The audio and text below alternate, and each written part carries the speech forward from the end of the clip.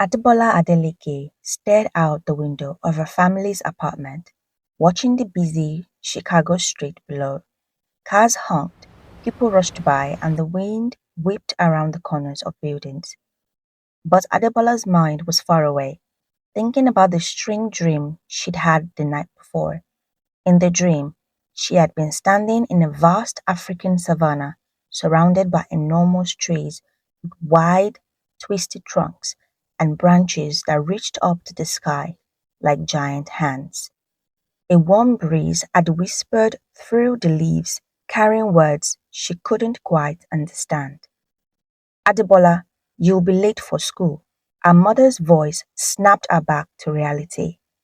Coming, Mom, Adebola called back, grabbing her backpack and heading for the door. As she left, she glanced at the small potted plant on her windowsill, a gift from her grandmother. For a moment, she thought she saw one of the leaves wave at her, but she shook her head. I must be going crazy, she muttered.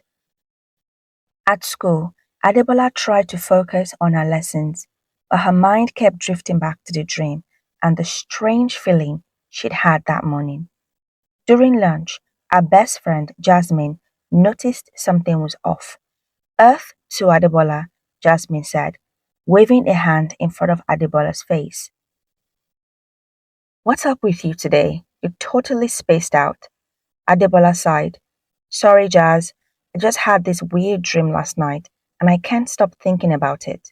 Ooh, tell me, Jasmine leaned in, eager to hear more. As Adebola described the dream, Jasmine's eyes grew wide. That sounds so cool. Maybe it means something. Isn't your birthday coming up soon? Adebola nodded. Yeah, I'll be 13 next week. Maybe you're going to get some kind of magical powers or something, Jasmine joked, wiggling her fingers dramatically. Adebola laughed, but a small part of her wondered if there might be some truth to Jasmine's words. The rest of the week passed in a blur of schoolwork and chores. She continued to dream about vast savannas and towering trees, but she pushed them out of her mind.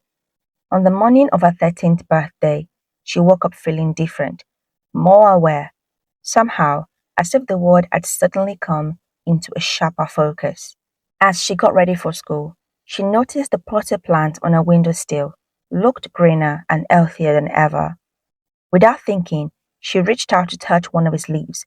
Good morning, young one, a soft voice whispered in her mind. Adebola jerked her hand back, staring at the plant in shock. Did you just talk to me? She whispered. The plant's leaves rustled gently, even though there was no breeze. Indeed, I did. Happy birthday, Adebola. Your awakening has begun. Adebola stumbled backward, her heart racing. She must be dreaming. Plants couldn't talk. But as she looked around her room, everything else seemed normal. Only the plant appeared different, glowing with a soft green light. I I don't understand, Adebola said, her voice trembling. It is a lot to take in, the plant replied kindly, but you're not alone. Go to Burnham Park after school today. Seek out the old tree that stands alone. There, you will find answers. Before Adebola could ask any more questions, her mother called her for breakfast. In a daze, she went through her morning routine and headed to school. All day, she could hardly concentrate. Her mind was swimming with questions. What was happening to her? Was she going crazy? After school, instead of heading home, Adebola made her way to Burnham Park. She'd been there many times before, but had never paid much attention to the trees. Now, as she walked through the park, she felt a strange pulling sensation, as if something was guiding her. Near the edge of the park, in a secluded area, away from the busy path, she saw it, an enormous tree, unlike any she'd ever seen before. Its trunk was massive and twisted, with bark that looked like it had been braided. The branches spread out wide, creating a canopy that seemed to encompass the whole world. As Adebola got closer to the tree, she felt a sense of peace wash over her. She reached out and placed her hand on the rough bark. Suddenly, the world around her shifted. The sound of the city faded away, placed by a gentle breeze and the rustling of leaves. The tree before her seemed to glow with an inner light, and she could feel a presence, ancient and wise, reaching out to her. Welcome, Adebola, a deep, resonant voice spoke in her mind. I am IROKO, the spirit of this baobab tree. I have been waiting for you. Adebola's eyes widened in awe. You're, you're real, but how? Why me? Iroko's branches swayed gently. You are the latest in a long line of guardian spirits. Adebola, your ancestors have protected the balance between nature and the human world for generations. Now, it is your turn to take up this mantle. Over the next hour, Iroko explained to Adebola about her heritage and her newfound abilities. She learned that she could communicate with plants and tap into their energy, using it to heal and rejuvenate both nature and people. Iroko warned her that with this power came great responsibility. She would need to use it wisely and for the good of her community. As the sun began to set, Adebola reluctantly said goodbye to Iroko, promising to return soon. Over the next few months, Adebola spent every spare moment learning from Iroko and practicing her new abilities. She discovered she could make plants grow with just a touch, revive withered flowers, and even understand the whispers of the wind through the leaves. At home, a parent noticed a change in her. Adebola seemed more confident, more connected to her surroundings. Her mother, Folake, was particularly intrigued by her daughter's newfound interest in gardening and environmental causes. One evening, as Adebola was helping her mother prepare dinner, Folake asked, Adebola, is everything all right? You've seemed different lately. Adebola hesitated. She hadn't told anyone about Iroko or her abilities, not even Jasmine. But looking at her mother's concerned face, she felt a sudden urge to share a secret. Mom, she said slowly, what if I told you that I could talk to plants? Olake's eyes widened in surprise, but instead of dismissing her daughter's words, she sat down at the kitchen table and motioned for Adebola to join her. Tell me everything, she said softly. And so, Adebola did. She told her mother about the dreams, about Iroko, and about her newfound abilities. To her surprise, Folake didn't seem shocked or disbelieving. Instead, she listened intently, nodding occasionally as if things were finally making sense. When Adebola finished, Folake took a deep breath. I've always wondered if this day would come, she said. Your grandmother had a special connection to plants too. She used to tell me stories about our ancestors and their role as guardians of nature. I thought they were just legends, but now Adebola felt a wave of relief wash over her. So you believe me? You don't think I'm crazy? Folake reached out and squeezed her daughter's hand. Of course I believe you, my dear. You are the daughter of many strong women, and now you carry their legacy. I am so proud of you. From that day on, Folake became Adebola's confidant and supporter. She helped her daughter find excuses to spend time in the park with Iroko, and even started a small community garden where Adebola could practice the skills without drawing too much attention. As Adebola's powers grew stronger, she noticed what was wrong with the environment.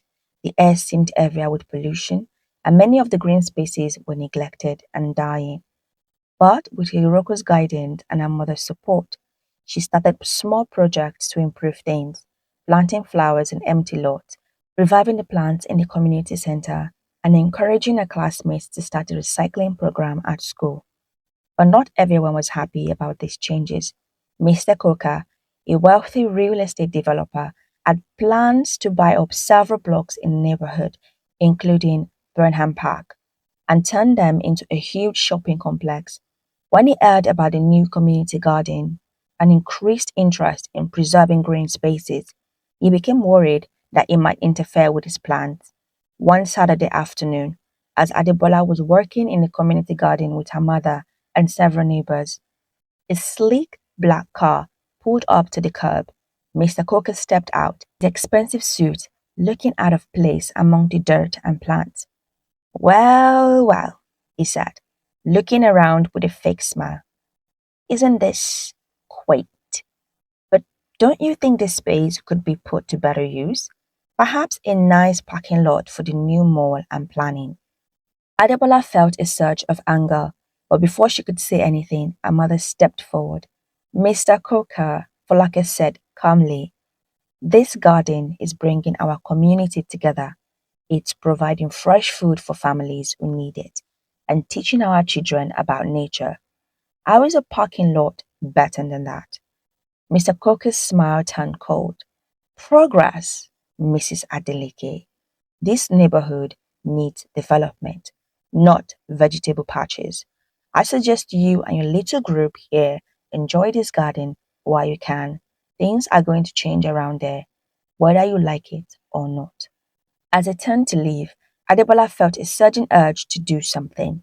Without thinking, she reached out with her powers, connecting with the plants around her. Suddenly, the tomato vines nearest to Mr. Coker began to grow at an incredible rate, twining around his expensive shoes.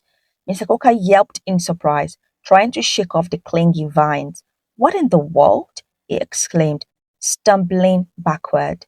In his haste to get away, he tripped and fell backwards into a large pile of compost.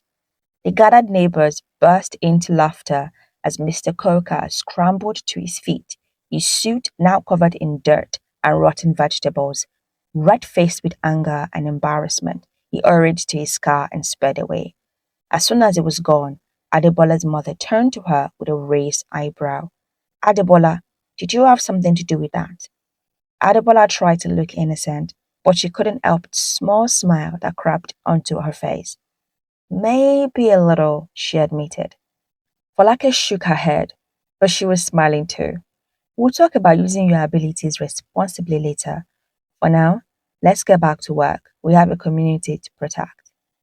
Over the next few weeks, Adebola threw herself into her role as a guardian with renewed enthusiasm. She organized cleanup events in the park, started an environmental club at school, and worked tirelessly to spread awareness about the importance of green spaces in their community.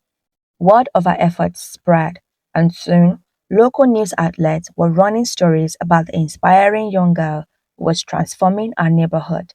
People from all over the city began to visit Burnham Park and the community gardens, amazed by the vibrant flowers and thriving vegetables that seemed to grow better here than anywhere else.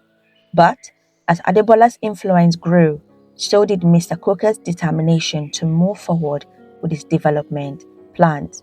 He began spreading rumors about the dangers of uncontrolled plant growth and promised jobs and economic growth as if his small project was approved. The neighborhood became divided. Some people were excited about the prospect of new jobs and shiny stores, while others fought to protect the green spaces that had become so important to the community. Adebola felt torn. She knew she had to do something to stop Mr. Coker, but she also knew she couldn't reveal her abilities to everyone. As the date of the city council vote on Mr. Coker's proposal approached, she spent more and more time with IROKO, seeking guidance. You have grown so much, young Adebola, IROKO said one evening, as Adebola sat beneath his branches, her head in her hands. But remember, your greatest strength lies not in your ability to control plants, but in your ability to bring people together. Adebola looked up at the wise old tree. But how can I bring people together when everyone is arguing? Half the neighborhood thinks I'm just a naive kid trying to save some flowers. Iroko's leaves rustled softly. Then show them that it's about more than just flowers. Show them the true value of what you are protecting. Inspired by Iroko's words, Adebola came up with a plan. The day before the city council vote, she invited everyone in the neighborhood, including Mr. Coker, to a special event in Burnham Park. When people arrived, they were amazed to see the park transformed. Beautiful arbors made of flowering vines created walkways through the space. Fruit trees heavy with ripe apples, pears, and peaches lined the path. Vegetable gardens bustling with fresh produce filled the air with the scent of herbs and flowers. Adebola stood in the center of it all, her heart pounding, but her voice strong as she addressed the crowd. Look around you, she said. This is what we are fighting to protect. It's not just about pretty flowers or old trees. It's about fresh food for our families. It's about clean air for our children to breathe. It's about having a place where we can come together as a community. She pointed to a group of elderly residents resting on benches beneath shady trees. It's about giving our grandparents a peaceful place to enjoy their retirement. Then she gestured to a group of kids playing on a grass area, and it's about making sure our children have a safe place to play and learn about nature. Adebola took a deep breath and looked directly at Mr. Coker. We don't need another mall. What we need is to take care of the gifts we already have. This park, these gardens, they belong to all of us. And if we work together, we can make them even better. As she spoke, Adebola could feel the mood of the crowd shifting. People were nodding, looking around with new appreciation for the green space around them. Even Mr. Coker seemed thoughtful. After her speech, Adebola invited everyone to explore the park, taste the fresh produce, and talk to their neighbors about their hopes for the community.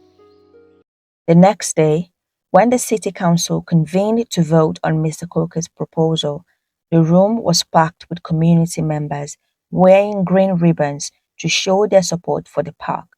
To everyone's surprise, Mr. Coker himself stood up and asked to address the council. After careful consideration, he said, looking somewhat uncomfortable, I have decided to withdraw my proposal for the shopping complex. I'd like to offer my resources to help expand and maintain the community gardens and park spaces in the neighborhood. The room erupted in cheers. Adebola, sitting between her mother and Jasmine, felt tears of joy and relief running down her cheeks. They had done it. They had saved their community green spaces. In the weeks that followed, the neighborhood saw an incredible transformation. With Mr. Coker's resources and the community enthusiasm, new gardens sprang up everywhere. The air seemed cleaner, people seemed happier, and there was a new sense of pride in the neighborhood. Adebola continued her work as a guardian, but now she had whole community to help her. She still visited IROKO regularly, grateful for the wise trees guardians. You have done well, Adebola, IROKO said during one of their talks. You have not only protected the balance between nature and humans, but have helped your community find a new harmony with the natural world. Adebola smiled, running her hands through IROKO's rough bark. I couldn't have done it without you, she said, or without everyone else who helped me. I think I finally understand what it means to be a guardian. It's not just about having special powers. It's about bringing people together to protect what's important. The end. Let me know what you guys think about this story down in the comments. Don't forget to subscribe and share this story. Thank you for watching.